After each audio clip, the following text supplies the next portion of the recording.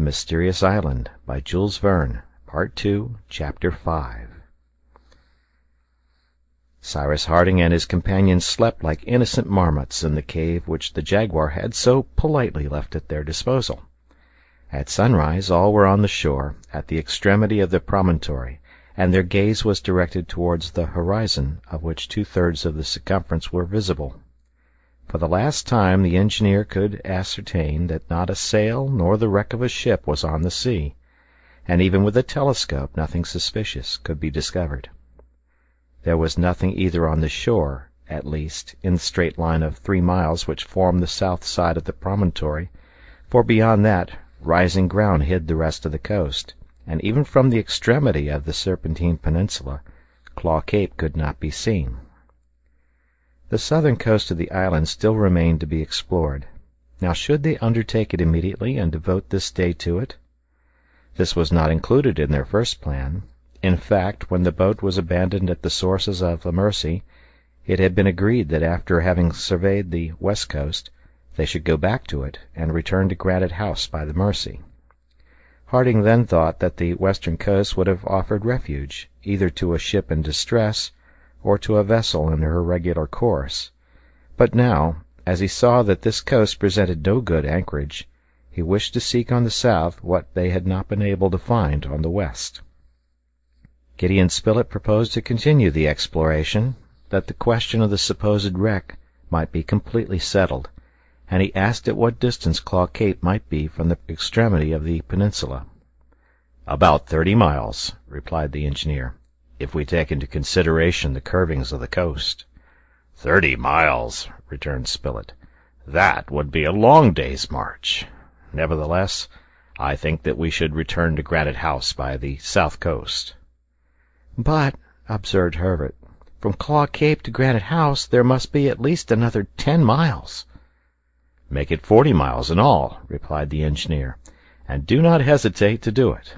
At least we should survey the unknown shore, and then we shall not have to begin the exploration again." "Very good," said Pencroft. "But the boat?" "The boat has remained by itself for 1 day at the sources of the Mersey," replied Gideon Spilett. "It may just as well stay there 2 days. As yet we have had no reason to think that the island is infested by thieves." "Yet," said the sailor, "when I remember the history of the turtle, I am far from confident of that." "The turtle! The turtle!" replied the reporter. "Don't you know that the sea turned it over?" "Who knows?" murmured the engineer. "But," said Neb. Neb had evidently something to say, for he opened his mouth to speak, and yet said nothing. "What do you want to say, Neb?" asked the engineer. "If we return by the shore to Claw Cape," replied Neb, "after having doubled the cape, we shall be stopped." "By the Mersey, of course," replied Herbert, "and we shall have neither bridge nor boat by which to cross." "But, Captain," added Pencroft, "with a few floating trunks we shall have no difficulty in crossing the river." "Never mind," said Spilett. "It will be useful to construct a bridge if we wish to have an easy access to the far west." "A bridge!" cried Pencroft. "Well, is not the captain the best engineer in his profession? He will make us a bridge when we want one. As to transporting you this evening to the other side of the Mersey, and that without wetting one thread of your clothes, I will take care of that. We have provisions for another day, and besides we can get plenty of game. Forward!" The reporter's proposal, so strongly seconded by the sailor, received general approbation, for each wished to have their doubts set at rest, and by returning by Claw Cape the exploration would be ended. But there was not an hour to lose, for 40 miles was a long march, and they could not hope to reach Granite House before night. At 6 o'clock in the morning the little band set out. As a precaution the guns were loaded with ball, and Top, who led the van, received orders to beat about the edge of the forest. From the extremity of the promontory which formed the tail of the peninsula, the coast was rounded for a distance of 5 miles, which was rapidly passed over, without even the most minute investigations bringing to light the least trace of any old or recent landings.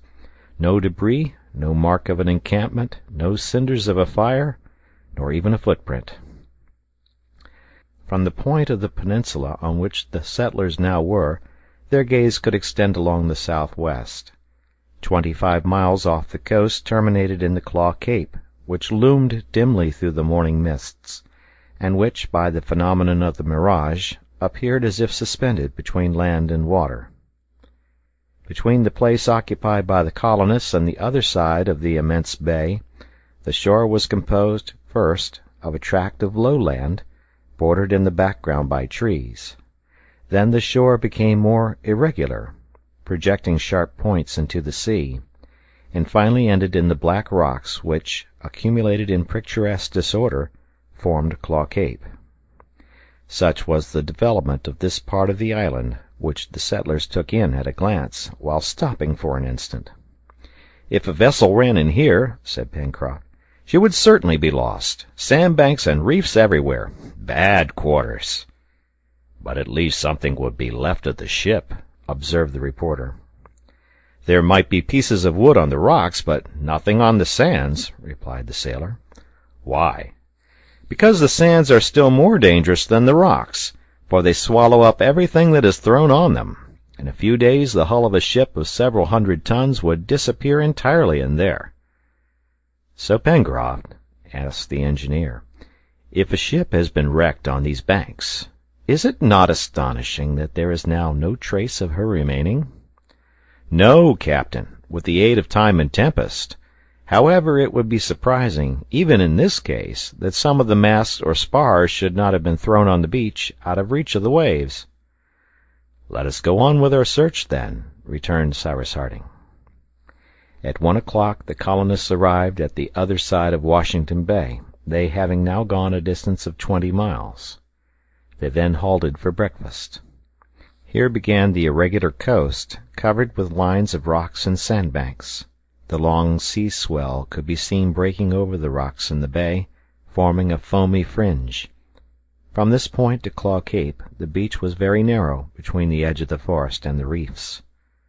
Walking was now more difficult, on account of the numerous rocks which encumbered the beach.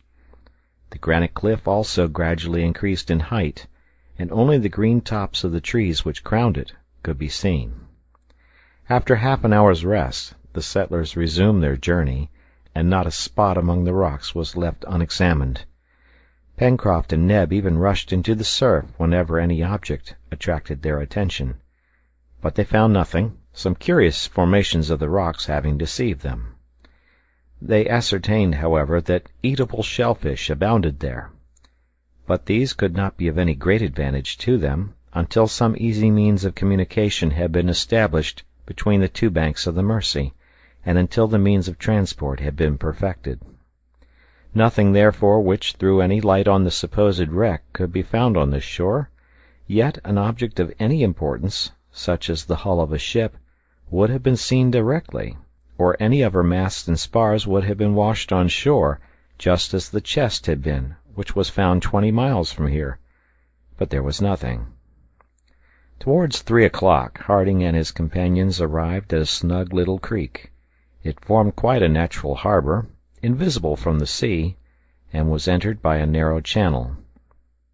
At the back of this creek some violent convulsion had torn up the rocky border, and a cutting, by a gentle slope, gave access to an upper plateau, which might be situated at least 10 miles from Claw Cape, and consequently 4 miles in a straight line from Prospect Heights. Gideon Spilett proposed to his companions that they should make a halt here. They agreed readily, for their walk had sharpened their appetites, and although it was not their usual dinner hour, no one refused to strengthen himself with a piece of venison. This luncheon would sustain them until their supper, which they intended to take at Granite House. In a few minutes the settlers, seated under a clump of fine sea pines, were devouring the provisions which Neb produced from his bag. This spot was raised from 50 to 60 feet above the level of the sea. The view was very extensive, but beyond the cape it ended in Union Bay. Neither the islet nor Prospect Heights were visible, and could not be from thence, for the rising ground and the curtain of trees closed the northern horizon. It is useless to add that notwithstanding the wide extent of sea which the explorers could survey, and though the engineer swept the horizon with his glass, no vessel could be found. The shore was of course examined with the same care from the edge of the water to the cliff, and nothing could be discovered even with the aid of the instrument. "Well," said Gideon Spilett, "it seems we must make up our minds to console ourselves with thinking that no one will come to dispute with us the possession of Lincoln Island." "But the bullet!" cried Herbert. "That was not imaginary, I suppose?" "Hang it, no!" exclaimed Pencroft, thinking of his absent tooth. "Then what conclusion may be drawn?" asked the reporter. "This," replied the engineer, "that 3 months or more ago a vessel, either voluntarily or not, came here." "What? Then you admit, Cyrus, that she was swallowed up without leaving any trace?" cried the reporter.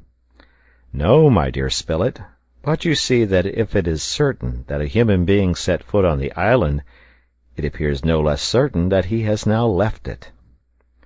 "Then, if I understand you right, Captain," said Herbert, "the vessel has left again?" "Evidently." "And we have lost an opportunity to get back to our country?" said Neb. "I fear so." "Very well, since the opportunity is lost, let us go on. It can't be helped," said Pencroft, who felt homesickness for Granite House. But just as they were rising, Top was heard loudly barking, and the dog issued from the wood holding in his mouth a rag soiled with mud. Neb seized it. It was a piece of strong cloth. Top still barked, and by his going and coming seemed to invite his master to follow him into the forest. "Now there's something to explain the bullet!" exclaimed Pencroft. "A castaway," replied Herbert. "Wounded, perhaps," said Neb. "Or dead," added the reporter. All ran after the dog, among the tall pines on the border of the forest. Harding and his companions made ready their firearms in case of an emergency. They advanced some way into the wood, but to their great disappointment they as yet saw no signs of any human being having passed that way. Shrubs and creepers were uninjured, and they had even to cut them away with the axe, as they had done in the deepest recesses of the forest. It was difficult to fancy that any human creature had ever passed there, but yet Top went backward and forward, not like a dog who searches at random, but like a dog being endowed with a mind who is following up an idea. In about 7 or 8 minutes Top stopped in a glade surrounded with tall trees. The settlers gazed around them, but saw nothing, neither under the bushes nor among the trees. "What is the matter, Top?" said Cyrus Harding. Top barked louder, bounding about at the foot of a gigantic pine. All at once Pencroft shouted, "Ho! Splendid! Capital!" "What is it?" asked Spilett. "We have been looking for a wreck at sea or on land." "Well?" "Well, and here we've found one in the air." And the sailor pointed to a great white rag, caught in the top of the pine, a fallen scrap of which the dog had brought to them. "But that is not a wreck!" cried Gideon Spilett. "I beg your pardon," returned Pencroft. "Why, is it?" "It is all that remains of our airy boat, of our balloon, which has been caught up aloft there at the top of that tree." Pencroft was not mistaken, and he gave vent to his feelings in a tremendous hurrah, adding, "There is good cloth! There is what will furnish us with linen for years! There is what will make us handkerchiefs and shirts! Ha, ha, ha, Mr. Spilett! What do you say to an island where shirts grow on the trees?" It was certainly a lucky circumstance for the settlers in Lincoln Island that the balloon, after having made its last bound into the air, had fallen on the island, and thus given them the opportunity of finding it again, whether they kept the case under its present form, or whether they wished to attempt another escape by it, or whether they usefully employed the several hundred yards of cotton, which was of fine quality. Pencroft's joy was therefore shared by all. But it was necessary to bring down the remains of the balloon from the tree, to place it in security, and this was no slight task. Neb, Herbert, and the sailor, climbing to the summit of the tree, used all their skill to disengage the now reduced balloon. The operation lasted 2 hours, and then not only the case, with its valve, its springs, its brasswork, lay on the ground, but the net, that is to say, a considerable quantity of ropes and cordage, and the circle and the anchor. The case, except for the fracture, was in good condition, only the lower portion being torn. It was a fortune which had fallen from the sky. "All the same, Captain," said the sailor, "if we ever decide to leave the island, it won't be in a balloon, will it? These air boats won't go where we want them to go, and we have had some experience in that way.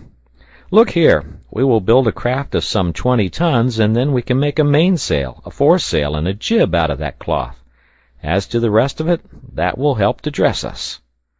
"We shall see, Pencroft," replied Cyrus Harding. "We shall see." "In the meantime, we must put it in a safe place," said Neb. They certainly could not think of carrying this load of cloth, ropes, and cordage to Granite House, for the weight of it was very considerable, and while waiting for a suitable vehicle in which to convey it, it was of importance that this treasure should not be left longer exposed to the mercies of the first storm. The settlers, uniting their efforts, managed to drag it as far as the shore, where they discovered a large rocky cavity, which, owing to its position, could not be visited either by the wind or rain. "We needed a locker, and now we have one," said Pencroft. "But as we cannot lock it up, it will be prudent to hide the opening. I don't mean from two-legged thieves, but from those with 4 paws." At 6 o'clock all was stowed away, and having given the creek the very suitable name of Port Balloon, the settlers pursued their way along Claw Cape.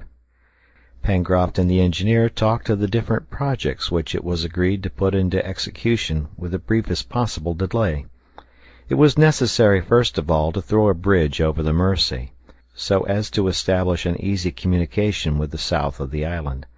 Then the cart must be taken to bring back the balloon, for the canoe alone could not carry it. Then they would build a decked boat, and Pencroft would rig it as a cutter, and they would be able to undertake voyages of circumnavigation round the island, etc. In the meanwhile night came on, and it was already dark when the settlers reached Flotsam Point, where they had found the precious chest. The distance between Flotsam Point and Granite House was another 4 miles, and it was midnight when, after having followed the shore to the mouth of the Mersey, the settlers arrived at the first angle formed by the Mersey. There the river was 80 feet in breadth, which was awkward to cross, but as Pencroft had taken it upon himself to conquer this difficulty, he was compelled to do it. The settlers certainly had reason to be pretty tired. The journey had been long, and the task of getting down the balloon had not rested either their arms or legs. They were anxious to reach Granite House to eat and sleep, and if the bridge had been constructed, in a quarter of an hour they would have been at home. The night was very dark. Pencroft prepared to keep his promise by constructing a sort of raft, on which to make the passage of the Mersey. He and Neb, armed with axes, chose 2 trees near the water, and began to attack them at the base. Cyrus Harding and Spilett, seated on the bank, waited till their companions were ready for their help, while Herbert roamed about, although without going to any distance. All at once the lad who had strolled by the river came running back, and pointing up the Mersey exclaimed, "What is floating there?" Pencroft stopped working, and seeing an indistinct object moving through the gloom, "A canoe!" cried he. All approached, and saw to their extreme surprise a boat floating down the current. "Boat ahoy!" shouted the sailor, without thinking that perhaps it would be best to keep silence. No reply. The boat still drifted onward, and it was not more than 12 feet off when the sailor exclaimed, "But it is our own boat! She has broken her moorings and floated down the current. I must say she has arrived very opportunely." "Our boat," murmured the engineer. Pencroft was right. It was indeed the canoe, of which the rope had undoubtedly broken, and which had come alone from the sources of the Mersey. It was very important to seize it before the rapid current should have swept it away out of the mouth of the river, but Neb and Pencroft cleverly managed this by means of a long pole. The canoe touched the shore. The engineer leaped in first, and found, on examining the rope, that it had been really worn through by rubbing against the rocks. "Well," said the reporter to him in a low voice, "this is a strange thing." "Strange indeed," returned Cyrus Harding. "Strange or not, it was very fortunate." Herbert, the reporter, Neb, and Pencroft embarked in turn. There was no doubt about the rope having been worn through, but the astonishing part of the affair was that the boat should arrive just at the moment when the settlers were there to seize it on its way, for a quarter of an hour earlier or later it would have been lost in the sea. If they had been living in the time of genies, this incident would have given them the right to think that the island was haunted by some supernatural being, who used his power in the service of the castaways. A few strokes of the oar brought the settlers to the mouth of the Mercy. The canoe was hauled up on the beach near the Chimneys, and all proceeded towards the ladder of Granite House. But at that moment Top barked angrily, and Neb, who was looking for the first steps, uttered a cry. There was no longer a ladder. End of chapter.